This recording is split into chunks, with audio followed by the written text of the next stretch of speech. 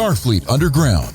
Every week, we'll take a look at the latest Star Trek news and then check out a current or classic episode of Star Trek. The Enterprise comes across a wrecked starship. Trip gets stared at, while T'Pol gets jealous, which is pretty interesting for a Vulcan. Also, the holograms are truly, truly outrageous, but nobody seems to notice. We're joined this week by Lorenzo from the Geek Authority Show.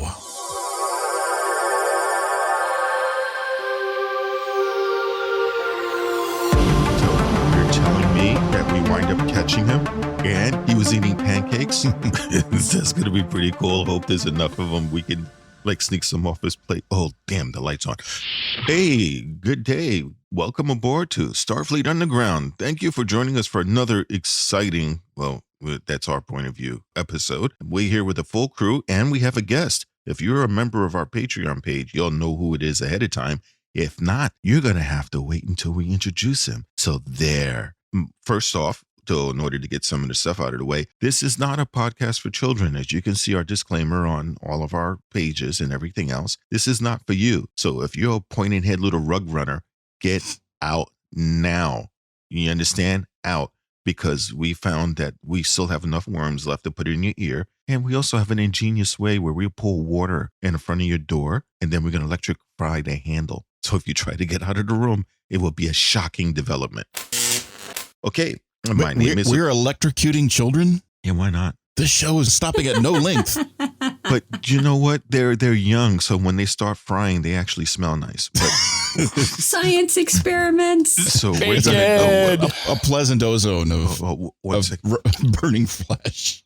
This show, however, does not condone or support torturing of children. No. Play with electricity, but I just recommend you keep it low voltage, low current, okay? Just don't mess around with the house stuff. On the down low we do, but not, for the public face of art. As Doug Henning used to say, all is possible in the world of illusion. Thank you. Thank you. Thank you. My name is Nathan, and captain of this vessel. We're going to start off with our guest because we're excited to have him. Sorry we grabbed you in the middle of breakfast, Lorenzo. No problem. Well, look at that. You see, nerves of steel is still enjoying his pancakes. Introduce yourself. Well, I had a piece on my fork, and the next thing I know, there's no more dish. Oh, damn. You didn't catch the dish, Patrick? What am I supposed to? Hey, come on. I'm sorry. The biofilters were set to filter out dishes on the transporter. We did a drive-by, teleportation. Come on. You got the fork, though. It's a good thing those dots have been cleaning the mess hall. Otherwise, it might be a bit dirty. Oh, man. What the fork? We don't want to do dishes, right?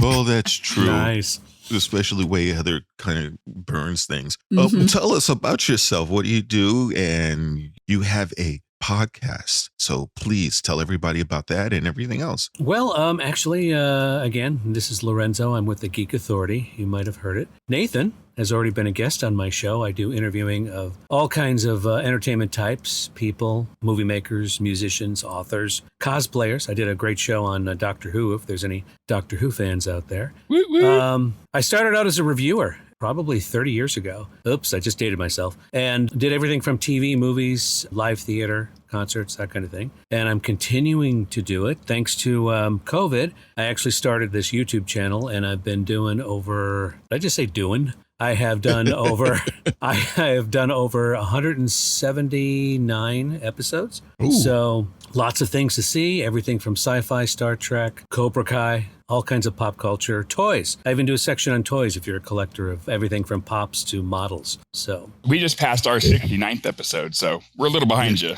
Wow. So, one more time, what is the name of your show and where can they find it? The show is called The Geek Authority Show, and it's on the YouTube channel, The Geek Authority. And there's several shows, by the way. There's making of, kind of behind the scenes. There's the Geek Authority Show where I actually do interviewing of the people that I just discussed. I have a Mysterious Chamber of Collectibles. That's where the toys and merchandise come in. I have an unboxing show. A lot of merchandisers send me product for the first time, and I open it up on camera. And my excitement is so exciting. I don't know how you feel when you get something new and you've never seen before, especially if it's in a genre you like. It's kind of exciting. I have some commentary shows and review shows, so it's all on the YouTube channel. I'm also on Twitter, Instagram, and my own website. So now, for those of you out there, we don't want to do to you what we do to the kids. So that means you got to subscribe to his channel. We did. So subscribe. And of don't course, forget the little bell. There's a little bell too. So you get notified. Oh, they're all obsessed with that bell. Yeah, the bell. Ring-a-ding-a-ding. And talking about ring-dings, Patrick? Wrong answer. Ding-a-ling? No. Yeah. Well, I have one, yes. That's a funny song for Chuck Berry, right? Right? My ding-a-ling. My Ding-a-ling classic. Swimming across the pond and the turtles snapping at my ding-a-ling. And when he runs down the hallway, you can hear Patrick's ding-a-ling gently make noises like little bells. It's not Is that general. what that noise is? Yes, Oh I my thought God. I thought we had reindeer, but it's Patrick jogging down the hall. I thought the Tribbles were getting into something. Seriously, I didn't know they're it was old. Patrick's little Tribbles. So They're not little Tribbles. They're hairy enough. that's true. He's meeting two veg. Go ahead, Patrick. Anyway, I'm Patrick. I'm number 1 on the ship. I'm also the computer guy and the foreign species liaison. And my ding-a-ling is a very big ding-a-ling. Under a magnifying glass. We have also a lieutenant commander for our science division. Hi, Captain. This is Heather Ferris reporting for duty. And I just want to say, for the record, it's human Tribbles that we don't torture. Human kids that we don't torture. Tribble kids is a different thing. We torture Tribbles? Oh, my God. Shh. No, we don't. Shh. Stop it. It's on the down low, Rocky. No experiment on Tribbles. I swear to God. Don't say the T word in front of the Tribbles. I am not studying. I am not studying Edward's research. I swear. Yeah, because I don't care how you cook. I'm not going to be eating any of those. Next, we have Rocky. Hi, everybody. I'm Rocky. I'm the engineer of the show and the ship. And we had a lot of fun. Heather and I, we spent a little bit of time with the Yum Yum podcast. And that is officially out. So if you're looking for the Yum Yums, they're out there on the Twitterverse and Not podcast on land. Pornhub. Something totally different. The Yum Hub is not what they're on. Yeah, they're on the actual legit Yum Yum is the actual name of the podcast. So were you guys a 1 yum or a 2 yum? We were a 2 Yum. And I just have to say it was an epic battle between Heather and Ryan and the discussion about Giorgio. Oh, I could imagine.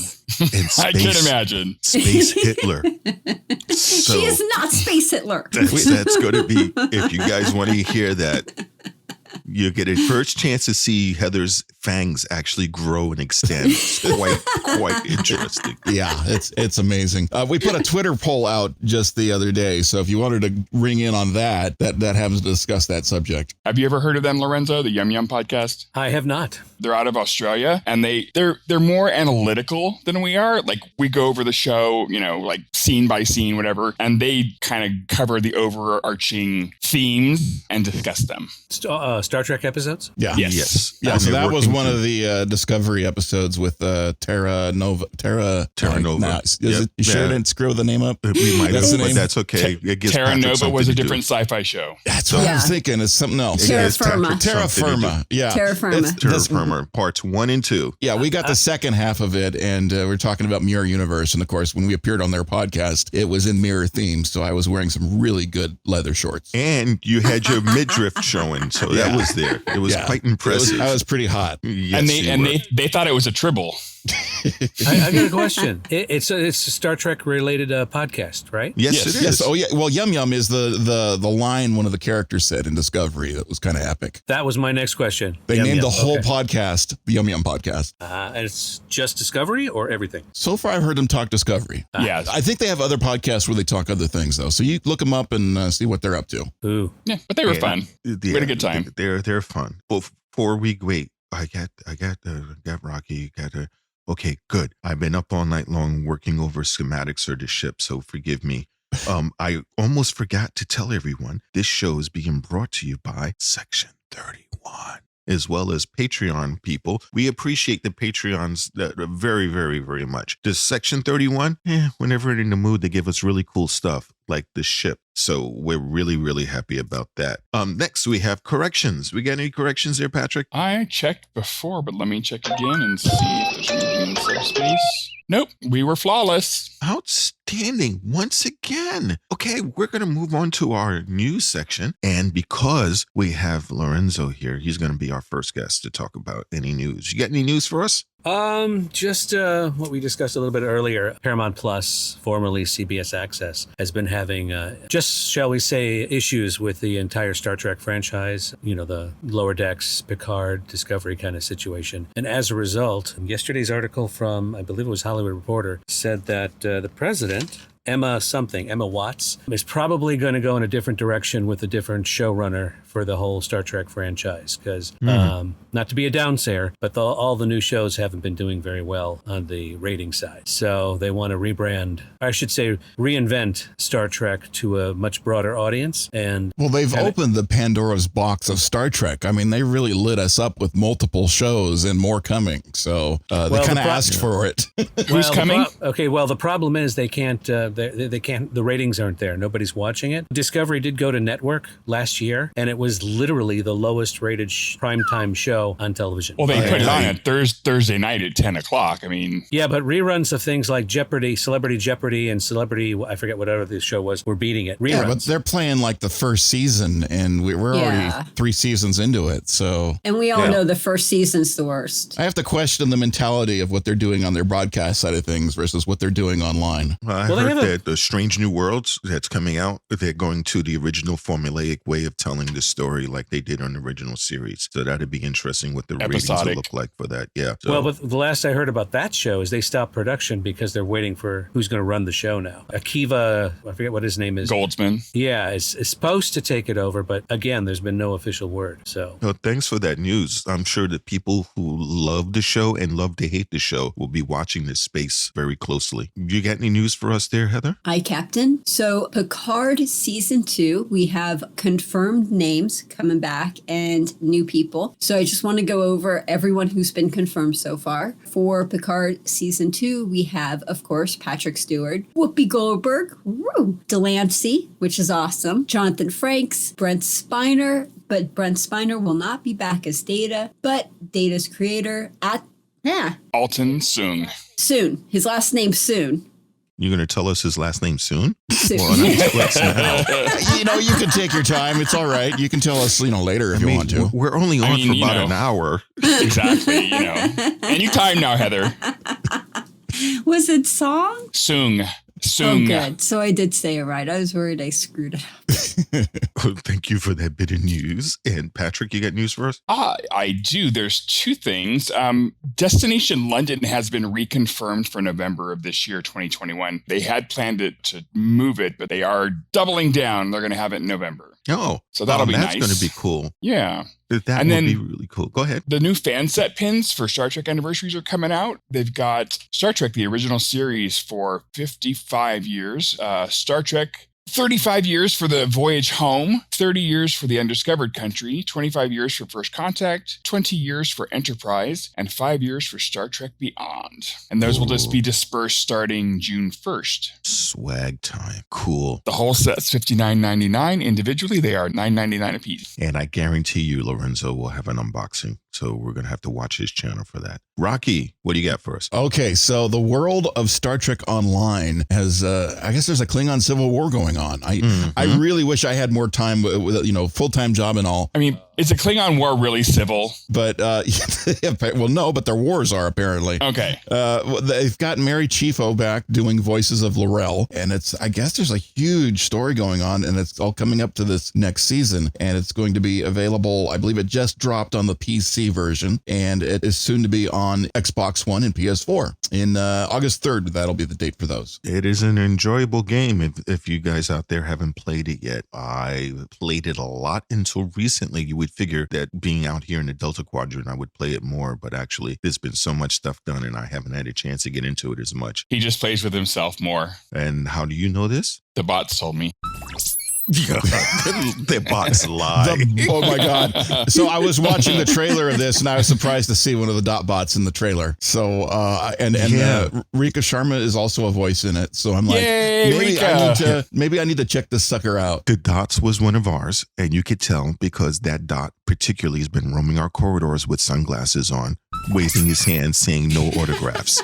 So I was wondering why he gave me his autograph when all I wanted him to do was sign a document. We've got both kinds of dots going on. We've got the ones with the camera. So we have paparazzi dots, and then we have the superstar dots with the sunglasses on them. And those paparazzi dots, they keep blasting Lady Gaga's paparazzi while they're roaming the halls. I saw one the other day giving like a speech from Braveheart to all the Tribbles. So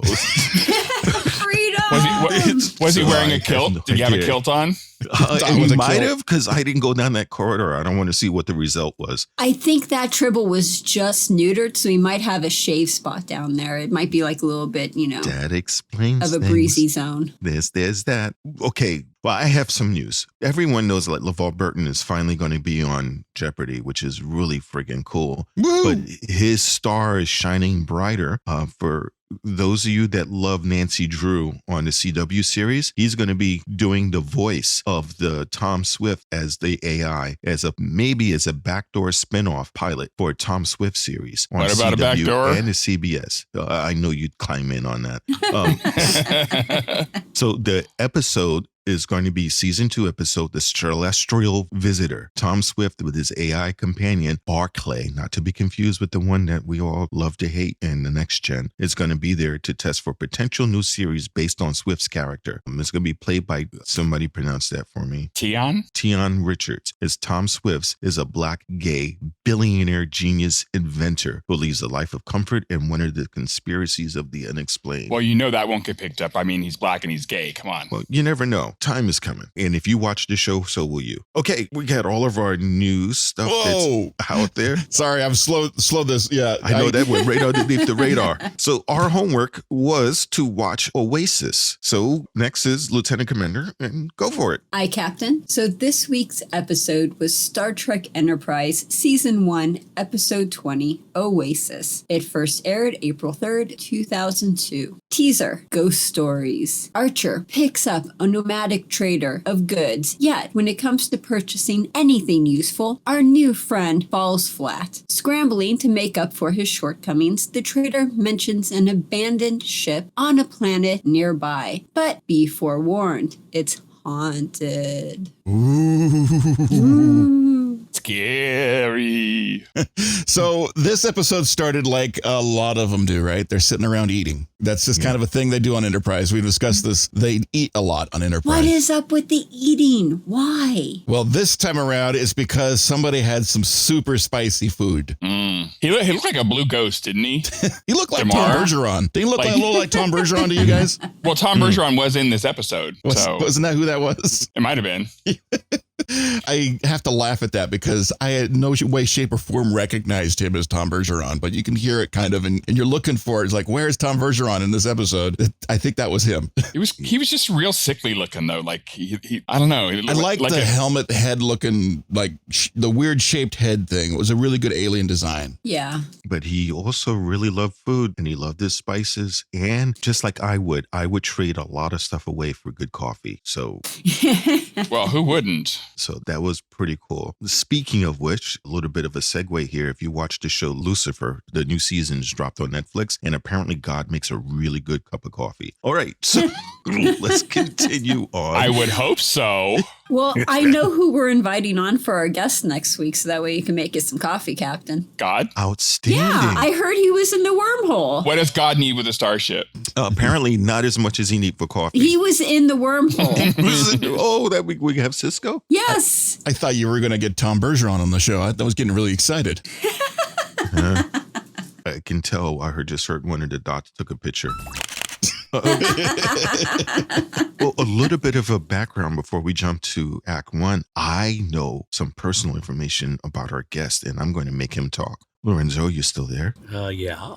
Oh, yes. Okay. What are you going to divulge that I'm going to be embarrassed about? I'm going to divulge the fact that you personally know Captain Archer. What? Well, Get out of town. I would say Scott Bakula, but okay, we'll go there. Yeah, I guess he's referring to the fact that I actually worked in production when I first moved out here from Chicago, yay, to work in the industry. And one of my earlier jobs was working on Quantum Leap as a production assistant. So worked on last 2 seasons. So it's kind of interesting working over at Universal Studios in Hollywood and literally seeing Scott at work. It's interesting. The next episode you guys will be doing is an episode where he was reunited with Dean Stockwell, which of course was his co-star on Quantum Leap. So there you go. Reunited, can it feel so good? From rumors, I heard that as a person, not just as an actor, that he's pretty cool. Is any truth to that? Oh, yes. He's the kind of guy that would eat with the extras or crew if he would come in late to the lunch lines. And generally, you let the leads of the show go first because obviously they've got things to do. But he was one of those that could care less. Constantly singing. He's obviously from, if you don't know, he's a Broadway Tony Award winner actor. So he's into musical theater. So he was constantly on a piano, which was provided for him on a set that was mainly used for rehearsals over at Universal, a soundstage actually. So he and Dean got along great. He pretty much set the tone for the whole show. There wasn't a lot of, kind of negativity or whatever, but Scott was a real nice guy and always put his best foot forward for everybody and led the whole production with a lot of kindness. That's what I... Please tell me that he never played Faith of the Heart. It's been a long No, road. the Diane Warren song? No. Getting from there to here. So he never sang that. Oh, thank goodness. Because Heather just loves that song. They could have picked okay. a better song. Really? You know, she's a 2-time Academy Award winner, just nominated this That past. doesn't mean anything to me. If I'm screaming at the TV and I'm saying F you, yeah, I don't care how many awards she has. It's what we call a polarizing thing. It's either one or the other. And people either love the song Or they hate it. Heather wants to kill everybody. That's about the polarization. Wow, Faith of the she's Heart. the first then. I've never met anybody who didn't like it. Yeah, I was always told to go into security, but I don't know. Science is just way more better with the explosions. Okay. Okay, now we're going to go to our next explosive thing. It's Act 1. One more thing. Yeah. So T'Pol says in the teaser a quote that I love. She's like, "My courage doesn't need testing." Oh, that was cool. I just had to point that out real quick. That was cool. And that's usually what everyone says when you said you've cooked something and it's in the galley. And they're going to eat it. That is repeated constantly throughout this ship. Yes.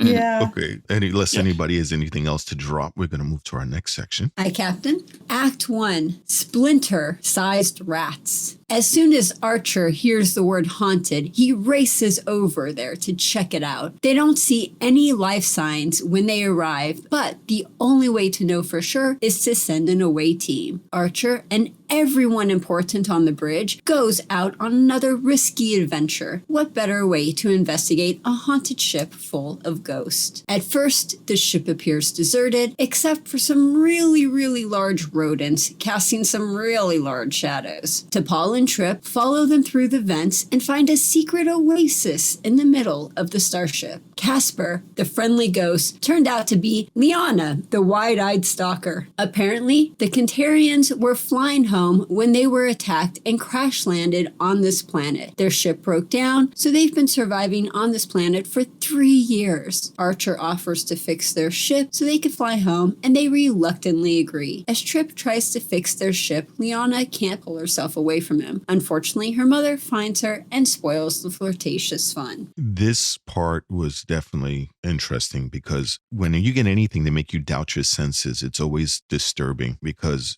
first T'Pol, because she knows that logically she could have sworn she saw something over her shoulder. And when she looks, it's not there. For someone that's a logical creature, that's a hell of a blow. It's like, I know I saw this. When you have somebody who is a skeptic and they're like, that thing just moved by itself. That's a moment it terrorizes some people. But remember, Yeah. T'Pol doesn't get scared, so. No, that's the one person, and she's seeing things, and she's like if startled. she's seeing things, Yep. then something's going on. And then Trip is like, I thought I saw something. It's like, well, call ghost hunters. No, Really, it was a thing. Get an EVP. We get to find out what it is. So yeah, I have a question. Mm-hmm. Throughout the entire time that T'Pol was, when they first got on the ship, she kept saying there's no life signs, there's no life signs. And they talked about this dampening. I interpreted the shadows as being and I don't know how an optical hologram would create a shadow, let alone carry the guns that they were doing. But I thought the shadows were actually the holograms, the characters. It's a good segue that we're going to have once we get to the next section on that. But they don't know for certain. And so they're seeing this stuff and it's like, what is doing it? What is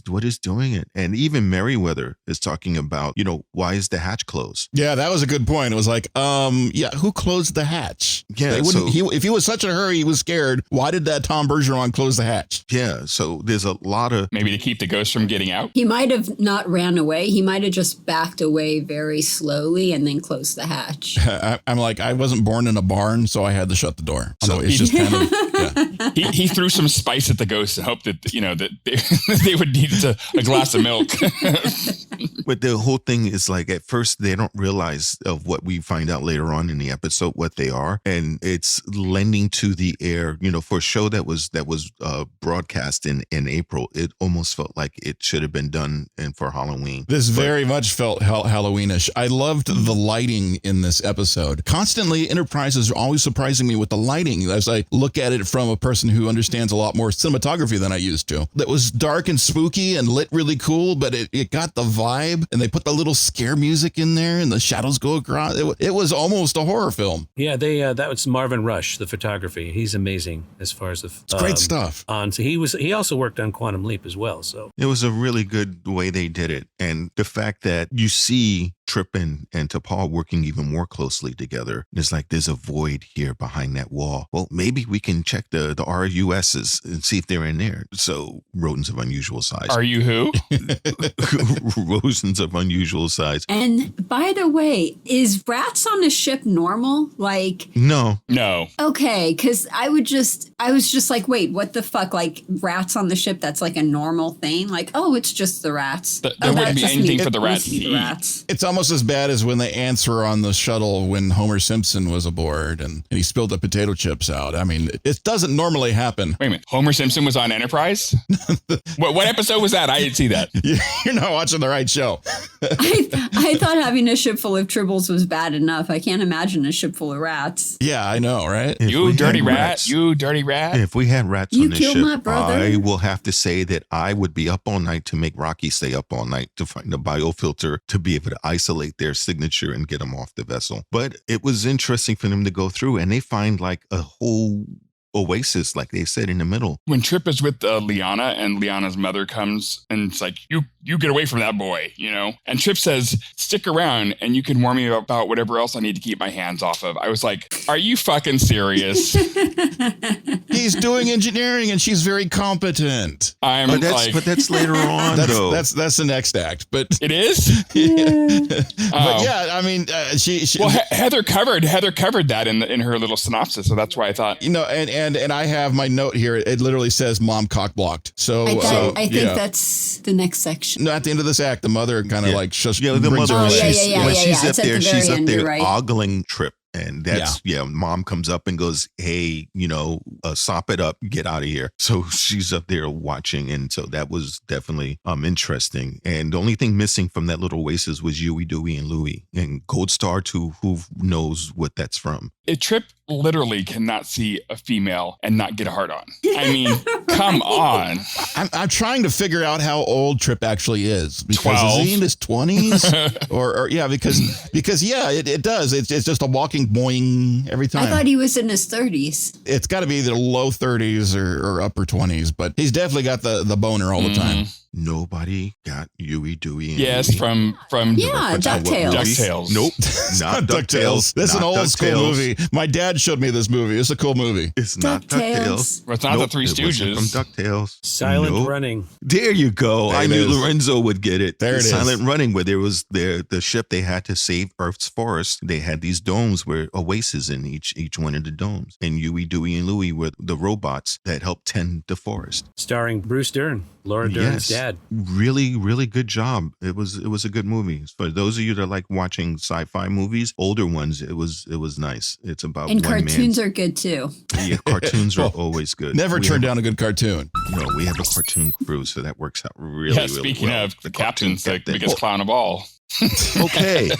So with that note, we're going to go ahead and move on just as much as Trip likes to try to move on to Leanna. So, Aye, Captain. Act 2. The plot thickens. T'Pol joins Trip to help with the repairs and reminds him to wear a rubber this time. She would have said more, but Leanna was back with some food, and T'Pol wasn't sticking around for that shit. As Leanna creepily stares at Trip as he eats, the computer core breaks down and Trip has to go back to Enterprise for some tools. Leanna begs her father for permission to go with him, and he finally agrees. Meanwhile, on Enterprise, Archer and the bridge crew get all paranoid and decide to insert themselves into other people's business again. Archer realizes Trip is missing, so he calls him into the office, interrupting the couple's romantic stroll. As soon as Trip arrives, he is debriefed. That ship has been on that planet for 22 years, not 3 years, and the escape pods were ejected, and 1 or 2 of them are still in orbit. Archer has the great idea to go check it out. Phlox is disturbed that they are disturbing a tomb for no other reason than Archer wants to. When the hatch opens, we see a rotting corpse of a crew member we just saw less than an hour ago. Doo-doo-doo. what was interesting is that we're beginning to see the development again between T'Pol and Trip, because you cannot tell me that she was jealous, because she was like, why don't you just fuck her then? Pretty much. Why don't you just have her? It's like, touch her hands, have more babies, see if I care, logically. I mean, yeah. If there was one way to tell if a Vulcan was jealous, I mean, come on. She's like the poster child for Vulcan jealousy. One of the things that she said was, the last time you found someone confident, you ended up carrying her child. She was not pleased. You could see that she was definitely not pleased. It's so crazy because as a guy that does engineering stuff, you meet women occasionally that are really fucking good engineers, and you get attracted to that. I mean, that's just cool, right? And then you look at like, no, dude, you're just a walking hard on. I mean, just like Trip is. I'm like, shit. Well, Trip is like, I wish more women would pay attention to me. He said that. Well, if he wouldn't creep on them, maybe they would. Yeah. Yeah. A third of the ship is women. Why not? Why is he having problems? There's got to be a darker, deeper story to all this, because Trip's not a bad looking guy. I mean, what's up with that? No, is he just too busy fixing everything all the time? His affection starved, Yeah. That's it. You would figure Reed would be, because he admits that he was an incel, but it's going to be interesting. I like the fact that how the ship's brain this time was with Reed and Merriweather, because they were like, with Merriweather being a boomer, it's like, wait a minute, there's just not enough jungle down there. There's not enough food down there for everyone to eat and not run out. Yeah, they did the math. Right. I mean, they said, okay, the damage looks a little fishy, and there's definitely not enough plant life to feed all these people. What is up with this? Something's not right. Ding, ding, ding. The sensors are going off. So what did you think about this section on Act 2 there, Lorenzo, about them discovering things, doing a little bit of Nancy Drew with it? I guess I understand what they were trying to go for. Like you said, probably would have been a better time to air it during Halloween and such. But, it's kind of the thing. This is still, for me, Enterprise starting to get its legs. So it's early on in the series. And for me, the story was kind of quaint overall. So the characters trying to get to know each other are basically what they're trying to do. The tit for tat with T'Pol and Trip is, they kind of tease that throughout the series, but we see more later on. So, it's okay. I mean, I think story wise, they could have done a little more expository on the process in terms of, why such a mystery. You mentioned the door closing earlier, mentioned all kinds of things that are kind of technical, but they kind of just wanted to focus on the characters, I think. Yeah, it was, as you said, a quaint little story. But what I want to know is, how did Odo get on that ship? It wasn't I know. Odo. I know. When I saw him, I was like, oh no, yay. In terms of the story, you guys didn't mention it. It was Stephen Beck who did the teleplay. By teleplay, it means you take other story people's ideas and turn it into words and dialogue and action. But the story came from Rick Berman, Brandon Braga, and Stephen Beck. So the general rule in the industry is the more writers you have, the less likely it's going to be interesting. Because it's hard. You know, It's hard. I was looking back at the memory alpha, the notes they put in there, and they were talking about looking back at this episode, and they really did not like it because it really wasn't anything super new. This story's been done before. If you've seen Forbidden Planet, maybe you've seen this story before. If you've seen, well, they stole that from The Tempest, right? It's all referencing previously done work as like, oh, that's a great idea. Let's do that. They that's compared kind of what this to Forbidden Planet? Yeah. Well, you got the, the aliens isolated on a planet and well, they're humans. They're not aliens, but the people are on the planet. You got the lonely girl who's never seen people before, like real people. And you got the engineer guys coming over to save and help. And it all goes, so there's some similarities going on there. Okie dokie. No Robby the Robot, though. No Robby the Robot. The problem with this whole story is they needed one. He built the holographic people, and they needed robots. We didn't talk about that yet. We need to get to the holographic people. It needed a story. Because I can't wait to get to that section so we can, really get into the nice stuff there. All I know is I heard Heather scream at the screen from one state over when Archer decided to open up the escape pod. Yes! Oh my God. It was like, oh, this doesn't feel right. He really wants to do this. Is this really, where is the exact motivation for this? Can't they just do this by scanning? If they did it by scanning, no, they had to fucking open the thing and see the body in there. And they took a deep breath. They opened it, and did you see that? All of them took this big, deep breath. And I'm like, have you guys never seen an excavation of like an Egyptian tomb? You don't want to breathe that shit in. Apparently, when you get stuck in those pods, you don't smell up the place because usually when you open, that would smell so bad you wouldn't open the thing up. Yeah, but if you watch, all of them are like, yeah, it smells refreshing. What the hell? Yeah, you guys obviously didn't watch it as close as I did. He had those little car wash fresheners and the air fresheners in there. They had the hanging tree, the dangling tree from the mirror.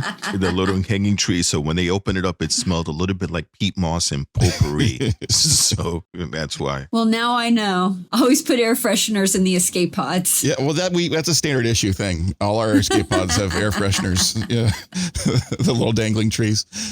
That's a horrible way to die, by the way. And they didn't mention exactly how he died. It's just the fact that he was dead was bad. But when they mentioned the actual amount of years the guy was in the thing, you got to wonder, did he starve first? Did he asphyxiate first? Did he just fucking die of old age first, locked in a pod? This is a horrible way to go. Yeah. He escaped to fucking nowhere. Alone by yourself. Yeah, it was awful. It was pretty bad. Now, if let's say hypothetically, Lorenzo, if you were captain and they had a pod that came in that was been floating forever, ever, would you had tell them to open it up right then and there, or would you just send some low ranked person to do it? I probably would have followed procedure, probably in some sort of isolated room, protected gear, have your scientists scan it. Because I didn't see any regard to what if there's a biological threat in there. Amen. Hello. They just open that sucker up. There you go. I would have had the plastic stuff hanging from the walls all over the place, and we'd be in those fucking EV suits. Yeah. Yeah, if you caught Dr. Phlox, his comment was, well, you don't need me. Yeah, he's so like, that's it. I'm going to get lunch. See you guys. Like, I'm going to get the hell out of here real quick in case you guys get sick. I'm going to go let Leanna feed my bat. Exactly.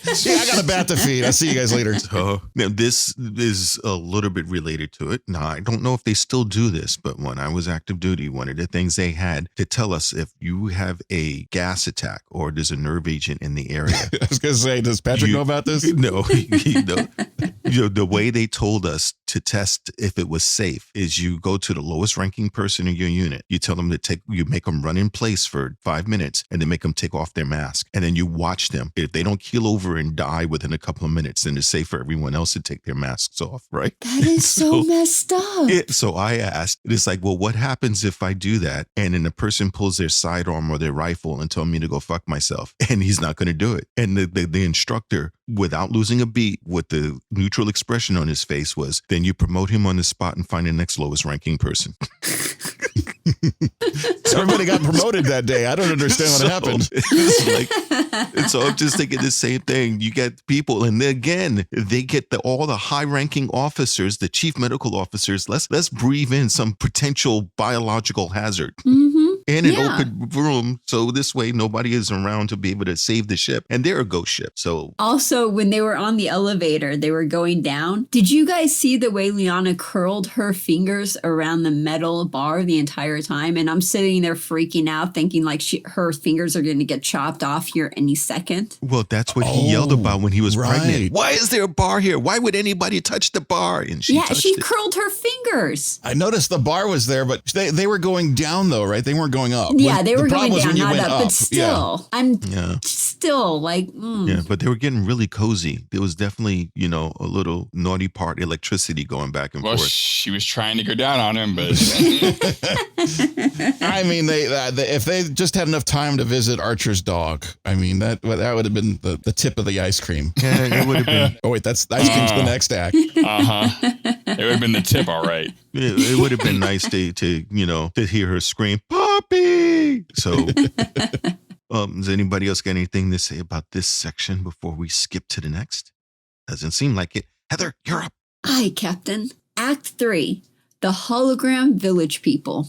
Shit hits the fan as both sides attack at once. T'Pol is kidnapped and Trip confronts Leanna with the truth. She doesn't say, but she begs to be taken back to her ship. When they get back, the colony attacks and Trip is forced to make repairs. Leanna joins him and tells him their secret. It's just her and her father there. The rest of the people are holograms. Archer and the rescue team arrive and take Trip back, and a phaser fight breaks out. The holograms quickly gain the upper hand as they evade the bullets, Matrix style. Now it's Trip's turn to beg Leanna for something. She agrees and pulls the plug, taking away the holograms and leaving just her and her father. These holograms are a lot more sophisticated than anything that Starfleet has at the time, because as Lorenzo stated back in Act 1, they were casting shadows and they were holding guns. And holding guns. I thought those were hologram guns. No, the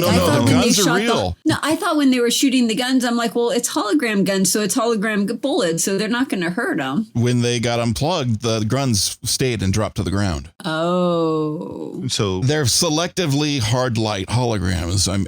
It's like the computer system running the holograms knows when phasers are getting fired at, so then they let that go right through. But, the part that's holding the phaser in the air, well, that just stays right there. And it's like, the worst possible enemy to be faced against. I like the foreshadowing that we got in this when I don't remember who said it, but they were talking to Renee's character and where he was, thinking that he was the one who was responsible for the crash and whatever. He goes, well, what do you do then? Program a holographic doctor? That was hilarious. Anybody who watched Star Trek Voyager just fell over in laughter in that scene. Exactly. But what I thought, again, just like, well, first off, as a captain of a vessel, and I see that they have some sort of hologram that they can create like instant crew members, why the hell did you not try to bargain rather than for spices, the technology? Because it's not really a big thing yet. They only saw it a couple of episodes ago. With Are you talking about Damar? Good point. Yeah, I think it was more of a, we want to keep to ourselves. We don't want to, we don't want to bargain and leave. But the thing is that Archer saw that they had holograms. I mean, Trip being an engineer is like, you got holograms that can do that? Can I see the schematics? Yeah, that's a really good point, because they're in 2151. Could you imagine? Oh my God, I would give I'm not going to say because Patrick will get all excited about it, could you imagine if you had intruders and you have an instant holograph security guard? Actually, Trip did say at one point, he said, I've seen a system, Opta something system like this before, and he would need a few pieces of equipment from the Enterprise to fix it. I'm so surprised that he didn't say, oh, this computer chamber, the whole ship is freaking dark as hell. There's so much light in here. What's going on? And, that does look optronic, technology over there. You guys running some holographic shit going on? I'm surprised he didn't see it. I think technology-wise, in terms of the story, I think they didn't explain how these holographic people, whatever, are walking around the ship. Like, you need the holodeck in, like, the Enterprise D to have the holograms, or a unit to allow the hologram person thing, whatever, to go outside of the holodeck. And there was no explanation. Did the ship have a grid? Did the ship, it must have, well, That's it had that dampening field too. That was probably also screwing up what they could see what was going on. It was 2151 when this happened. And we're seeing technology from Voyager where they had the holographic doctor and they figured out how to make it so he didn't need that holographic area in order to walk around and be around with them. So that was like in the middle of Voyager. That was between 2371 and 2378. So the technology they're seeing is actually 200 years in the future for the humans. Right. And the way to explain Tom Bergeron's character is he's probably seen it before, so he had no interest in it. I mean, that's the only logical thing. You know what happened is Tom Bergeron's character put up some GoPros around so you could see the scenes where Ree got shot in the back with a phaser because, oh my God, they just, look at these poor humans going up against what they don't know they're holograms. This is so funny. Did anyone mention Tom Bergeron's the guy, the former host of Dances with the Stars? So and America's Funniest on Videos and Hollywood Squares. And he trades things for sriracha sauce. So yeah, he likes the hot sauce. Coffee. It just like, what the hell? That was being a person who started in science. That was the only thing that really kind of bothered me some. It's like you see this incredible technology that obviously, like you were just saying, Lorenzo, and you were saying, Heather, that's 200 years in the future. They're walking around without holo emitters. But the Zerillians had it. Yeah, but these guys were walking around without holo emitters. And it's like, and it wasn't a holodeck ship. So the only thing that would have cinched we don't know that. We don't know that. Well, you got a point. If one of them went up to the Enterprise, then that would have been something, but it didn't. Now, did anyone, obviously this was the main point of the story in terms of this community being holograms, but did anyone think of why do we have this technology on the ship? I mean, does every one of their cultures or their species ships have the ability to create whole communities of holograms? What's the point of that? It is a pretty far-fetched thing when you analyze it from this direction, isn't it? Yeah. I mean, you suspend your disbelief and go, wow, these guys were in there. He was in this ship with his daughter for 22 years and nothing else to do but try to fix the ship, which he tried to fix it for 2 years and he still couldn't fix it. So he made some fucking holograms. I mean, he's like, whoa, that's amazing. It's kind of like, yeah. And do they launch their ship saying, okay, you know what? I got a crew. If I lose them, who cares? I'll make a new one. Pretty much, yeah. Yeah, it's very strange. I thought he said that he helped develop the technology and program the people because he didn't want his daughter to grow up alone. Yeah, I mean, it's really sweet, and to have the engineering skill to do this kind of thing is actually very cool. But we're all standing here like going, hello, it's a ship full of holograms. What the fuck? It's like, come on. I was looking for Jem. Where was she? Exactly. It's just like, if we had that technology, I swear my boarding party for Intruder would be exactly that. Intruder alert. Activate all holograms. Wake me up when they're finished. Exactly. Activate the Terminator. I'll go back and back to my video game. And go to your safe room. I will wake you up later. Because you can't shoot them. You can't shoot them. They're shooting them and the beam is going straight through. It's like, well, see, that's the technology that they've screwed up. They didn't it didn't make sense. You know, the physics part of it. Yeah. And the fact that Trip didn't even care. Like, hey, can we take a few, circuits and go build our own? They're like, no. It was like, no. I would have loved that. That would have been so cool. And if he was Klingon, they would have just like, you killed the emitter, take all the technology, leave them behind to die. That would have been, except for the female. So how would they say that again? I'm not going to go through that again. Wow. So quick question.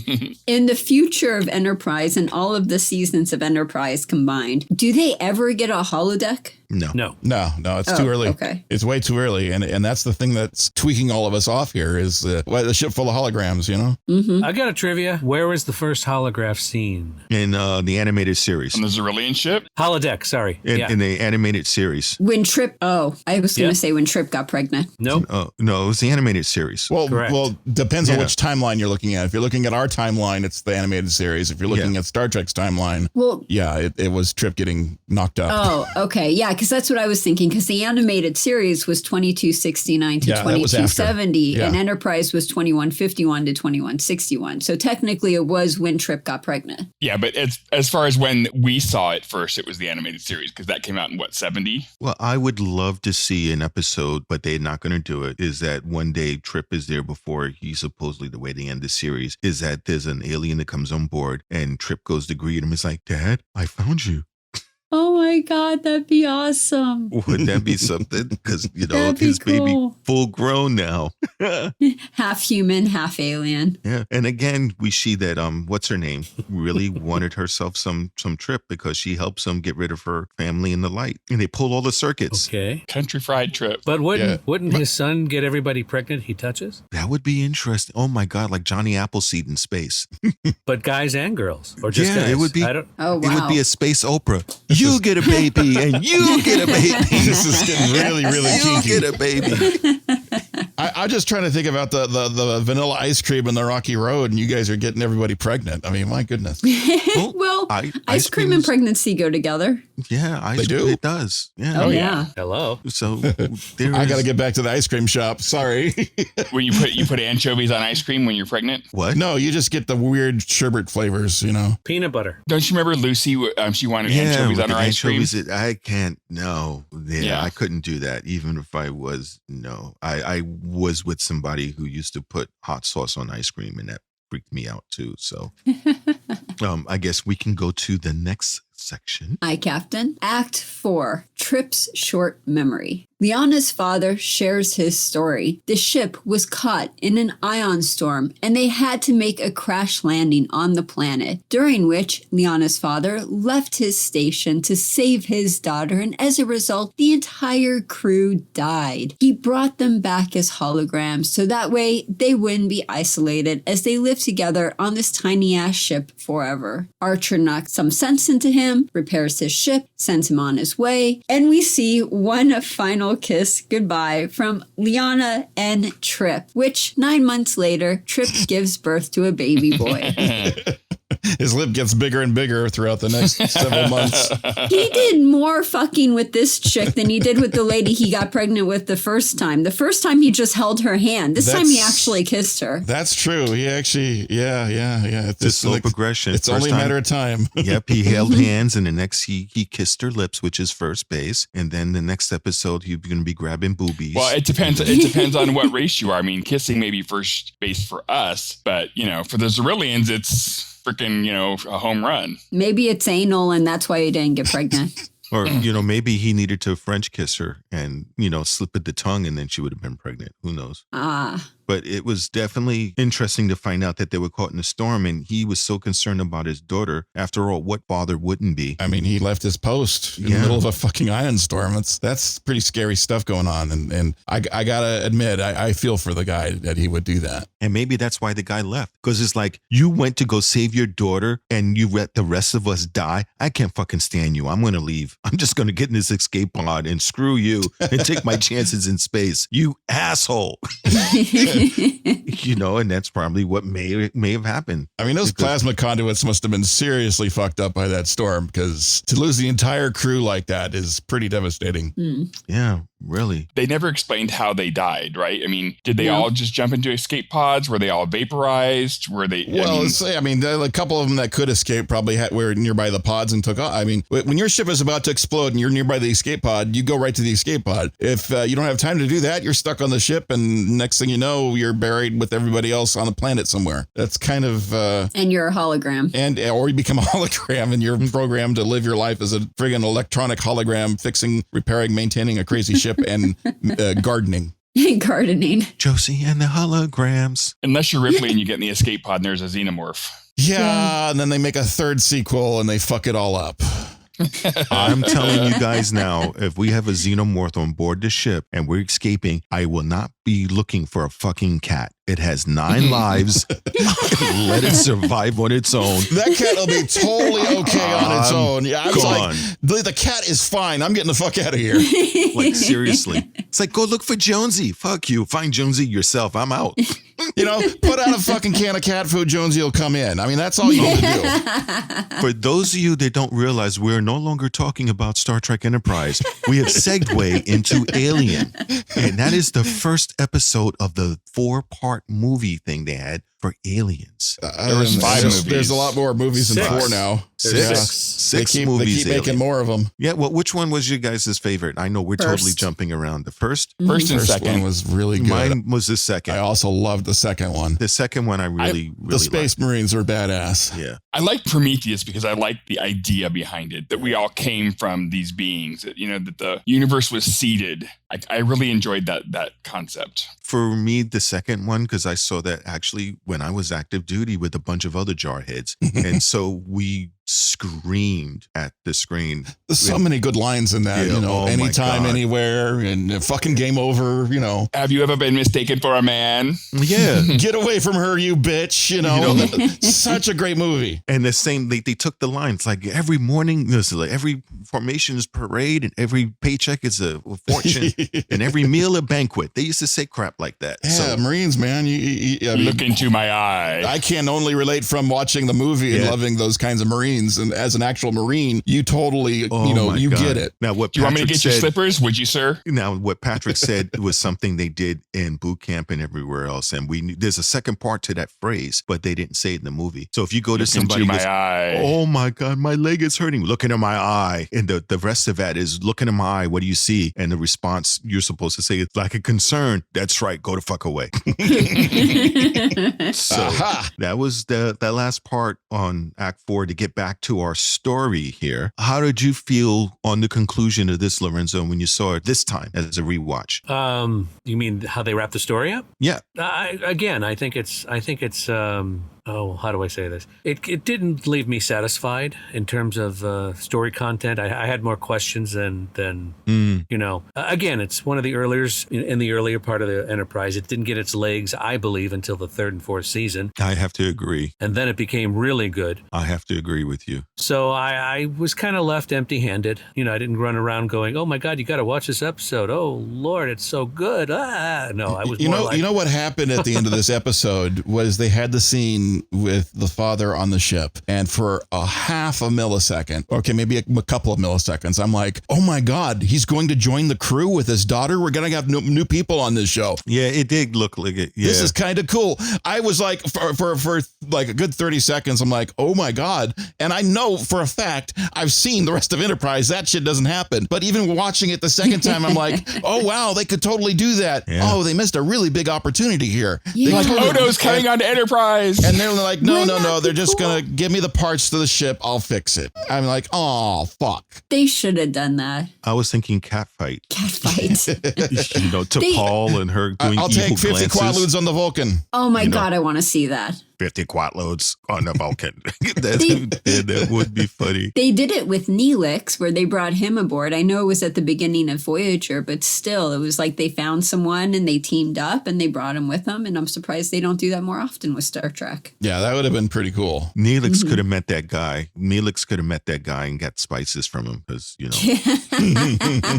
They brought Book on board. Yeah, that's true. That's in Discovery. Yeah. That's Discovery. Yeah, they like brought aboard Book. That was good. They did bring him aboard. And they brought aboard Tig. Oh, that's true. I like that too. That was good. Yep. But both Discovery. And a segue, Tig is in the movie Army of the Dead, which is now Netflix's highest rating and watched movie on Netflix. Wow, that was cool. It was fun. It was a fun movie. I do recommend it. So this was definitely an interesting, and it was a little kiss goodbye, which again left Trip with blue balls. And he gave her an ice cream maker at the end. That which was really nice. Cute. That was touching. That was pretty sweet. I mean, if he gave me an ice cream maker, I would have kissed him too. That was a lot more than what Tilly did for the Queen. Right? She could have gave her an ice cream maker. Here's the most delicious thing you'll ever eat. And now, I'm not giving you the maker of it. No. Now you'll lust for it forever. Now you're going to have to come back and get more. But it was a decent episode, but it wasn't by any means, in my opinion, a standout. For the Heather, I hate this scale, where you would rate it? Is that what we're calling it now? Yeah. 1 being, I hate it. 10 being, I love it. Probably a 4.5. Ooh, that was lower than last week. Yeah. You're right. And I hated the one more last week. So I guess what was last week? 6.5? Yeah. Well, it does It was get just better. a quaint story, though. I mean, it wasn't. Yeah. It didn't have a lot of overarching themes of like racism or that kind of thing. It was just a very cute story. It was just a father and his kid on a crash ship. It was kind of This stalker chick. The only thing good about it was Odo, and they didn't bring him along. But it was, as Lorenzo stated earlier, Enterprise doesn't really hit its stride into the third and fourth season. So it's still building everything. So we've got another season of shit. Yeah, well, no, actually, because we're going to be leaving 2. this in order to go to Lower Decks. So Yes, when thank Lower you. Decks comes out. However, a little bit of background information. The actress that played Leanna, Annie Wershinger, you might have known her if you were a fan of 24. She was on the 7th and 8th season of the show 24. And this one was her very first acting gig on TV. whoa. So That's we had cool. a chance to see her premiere on the show. How about you, Lorenzo? If you had to rate this one, what would you rate it? What's my scale? 1 to 10. 1 being like, my God, I'm going to shoot someone. And 10 being, I love it. I will name my child Oasis. 3.5. Oh, wow. Okay. It's the same. Woohoo, it was lower than mine. Yeah. And how about you, Rocky? Oh goodness.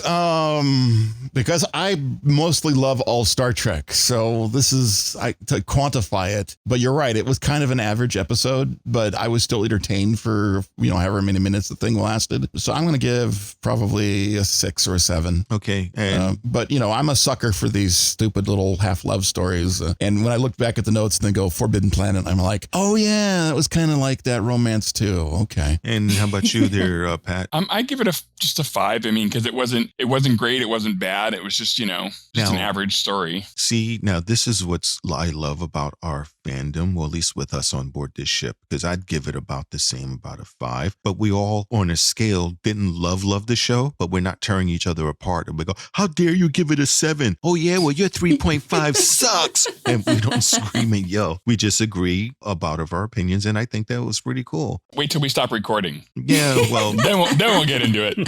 that's behind the scenes stuff. Now, because the next week, what is going to be happening next week? What's our homework for next week, Pat? Let me pull that up real quick here. Next week, we stop have... pulling yourself. He's pulling it up. Oh, my God. Are you jerking it again? It's with Dean Stockwell. Yes, next week has Dean Stockwell. It also has, I don't know if you guys know who, Dennis Christopher. You might remember him from Jaws 3. He's a really good actor. So the next week's homework is episode 21 from season 1 called Detained. Archer and Mayweather are captured by the Tondarans and placed in a Suliban internment camp. Ooh. That's going to be interesting. And I love Dean Stockwell as an actor. He was also somebody you love to hate and Married to the Mob, which was also a movie where he played a mobster gang boss in that. So it was definitely interesting. And you also had a chance to work with Dean as well, didn't you, Lorenzo? Yeah. I saw him every day on set. And a lot of just a little behind the scenes, if I know we're not doing a Quantum Leap show, but I find it amazing to watch actors kind of play off each other, and they clearly liked each other, knew each other, kind of, the dynamics was there. But what's interesting is in Quantum Leap, if you remember, Dean's character was a hologram, and Scott's character, whatever he was playing for the week, was the real, so to speak, physical thing. So to watch them two do their bits together while Dean is trying to remember he's not there, and Scott's trying to realize that in terms of his character, he's not there, but he's got to talk to him. The whole dynamic of how they shot that show and their chemistry as actors was amazing. So when I did watch this, what's it called? Detained? It was interesting to see them act as characters, together. So that's just a little tidbit there. No, looking forward to see the next one. Oh, you were getting ready to say, Pat? Go ahead. Regarding the Dennis Christopher actor, you guys might know him. Do you remember the series It TV series? Yeah. Okay, he played Eddie Kasparick, the one with the inhaler. Yeah. Okay, he's a really good actor. I don't know how come you guys don't know him. I can't wait to see him. This is going to be good. I like to see good actors on Star Trek because they usually are pretty good. Was he the one that was eaten? In what? In It? No, he wasn't eating in It. Okay. That must have been the adult video version of it. I was watching a porno. Oh, okay, never mind. Yeah, that Wrong was called kind of Eat It. eaten. That was called Eat It. Okay, we're beginning to go off the rails. That's but a good way to end the show, right? Again. We're going to go. Well, first off, before we wind up finishing up, we'd like to thank our guest here. Thank you so much for allowing us to interrupt your pancakes there, Lorenzo. Thank you so much for having me. You guys are amazing. My God. Also, please, one more time, for anybody to join this episode late. And why the fuck did you join us late? There's no excuse. Stop it right now. Start it from the beginning and listen to it all again. That includes you, Patrick. Now that you've done that and you're back, tell us again how we can get to your podcast there. You can just Google search The Geek Authority. I've got a YouTube channel, Instagram, what's the other one called? Twitter account, that kind of thing. Really love to have you watch the shows. And I mentioned it before, but you haven't said anything. Nathan, you were on my show. Yes, we promoted the hell out of it last episode. And I believe I'll be interviewing this entire podcast soon. Wink, wink. Yeah.